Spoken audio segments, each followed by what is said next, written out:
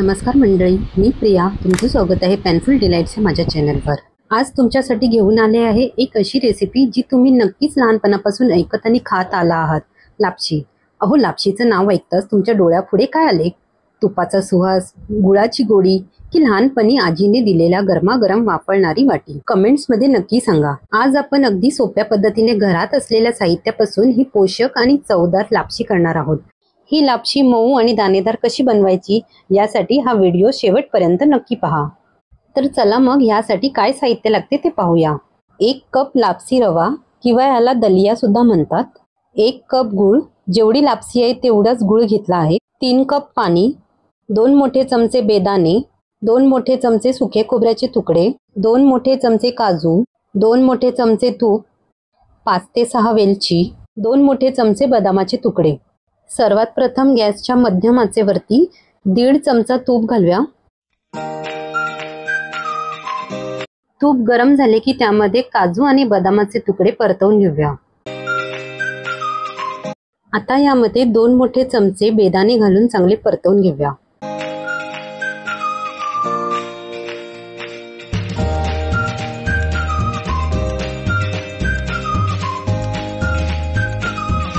आता हे सोनेरी रंगावर भाजून झाले आहे. आपण ते एका डिश मध्ये काढूया. आता आपण 25 ग्रॅम सुके खोबरे भाजून घेऊया. आवडीनुसार खोबरे कमी जास्त करू शकता. हे खोबरे लगेच लाल होते, त्यामुळे कमी गॅसवर सतत परतत राहायचे आहे. आता हे खोबरे भाजून झाले आहे. आपण त्याला एका प्लेट मध्ये काढूया.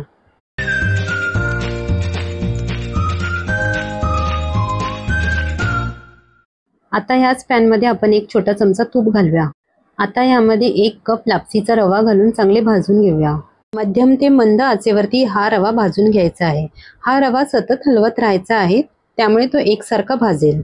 जर तुम्ही ढवळणं थांबवलं तर रव्याचा काही भाग जळेल आणि लापशीचा रंग व चव खराब होईल. हा रवा हलक्या सोनेरी रंगाचा होईपर्यंत भाजायचा आहे. आता हा रवा चांगला गोल्डन रंगाचा झाला आहे. आपण पुढची स्टेप करूया. आता यामध्ये 3 कप गरम पाणी घालायचे आहे. असे गरम पाणी घातल्यामुळे रवा मोकळा होण्यास मदत होते. गॅस कमी करून हे पाणी घालायचे आहे. हे गरम पाणी थोडे थोडे घाला, नाहीतर वाफ अंगावर यायची शक्यता आहे.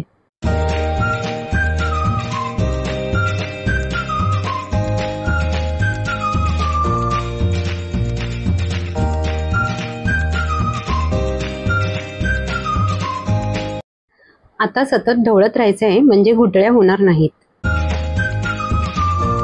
आता मंद आचेवर झाकण ठेवून लापशी 4 ते 5 मिनिटांसाठी शिजवायची आहे. ही बघा, लापशी शिजली आहे आणि त्याचे दाणे सुटसुटीत झाले आहे.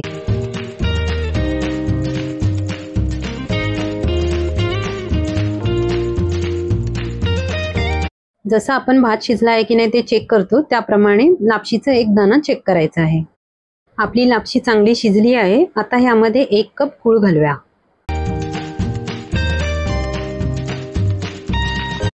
आता लापसीमध्ये गूळ विरघळेपर्यंत सतत ढवळत राहायचे आहे, नाहीतर गूळ खाली लागण्याची शक्यता आहे.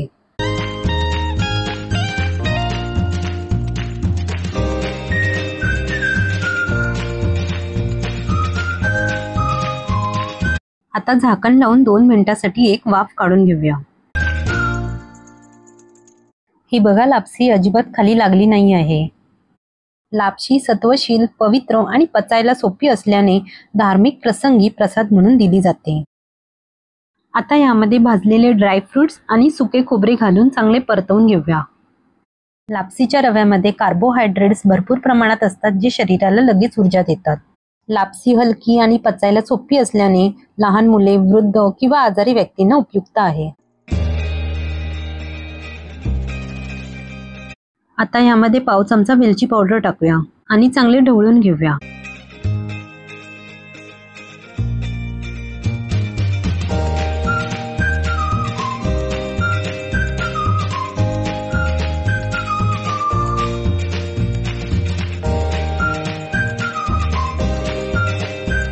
ही बघा, आपली लापशी किती मऊ आणि दाणेदार झाली आहे. आता आपली लापसी तयार झाली आहे. आपण गॅस बंद करूया आणि झाकण लावूया. लापशी अशी झाकून ठेवल्यामुळे दाणेदारपणा सेट होतो. तर मंडळी, अशी ही पारंपरिक मऊसर आणि दाणेदार गुळ तुपाची लापशी तयार आहे. तुपाचा सुहास, गुळाची गोडी आणि रव्याचा दाणेदारपणा हे सगळं मिळून प्रत्येक घास अगदी आठवणींनी भरून टाकणारा आहे. तुम्ही ही लापशी करून पाहिली तर कमेंट्समध्ये नक्की सांगा कशी झाली ते. आवडली असेल तर व्हिडिओला लाईक करा, शेअर करा आणि अशाच आणखी पारंपरिक रेसिपीसाठी चॅनलला सबस्क्राईब करायला विसरू नका. चला तर मग पुन्हा भेटूया अशाच नवीन रेसिपीसह. तोपर्यंत धन्यवाद.